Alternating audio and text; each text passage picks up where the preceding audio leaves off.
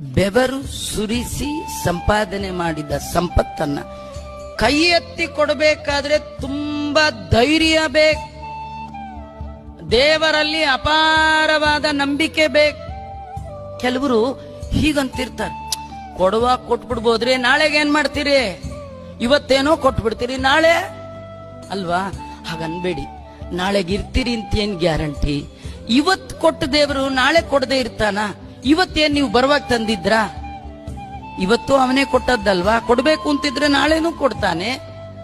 ಹರಿಯ ಕರುಣದಳಾದ ಭಾಗ್ಯವ ಹರಿ ಸಮರ್ಪಣೆ ಮಾಡಿ ಬದುಕಿರೋ ಭಗವಂತ ಕೊಟ್ಟದ್ದು. ಕೊಡುವ ಕರ್ತೃ ಬೇರೆ ಇರುತ್ತಿರೆ ಬಿಡು ಬಿಡು ಚಿಂತೆಯನು. ದಾಸರು ಹೇಳ್ತಾರೆ, ಕೊಡುವವನು ನೀನು, ಕೊಂಬುವನು ನಾನು. ದೇವರು ಕೊಡೋನು. ದೇವರು ಕೊಟ್ಟದ್ದನ್ನ ಮರಳಿ ದೇವರಿಗೆ ಕೊಡಬೇಕಾದ್ರೆ ತುಂಬಾ ಧೈರ್ಯ ಬೇಕು. ಧೈರ್ಯ ಅಂದ್ರೆ ಭಗವಂತನಲ್ಲಿ ಅಚಲವಾದ ನಂಬಿಕೆ.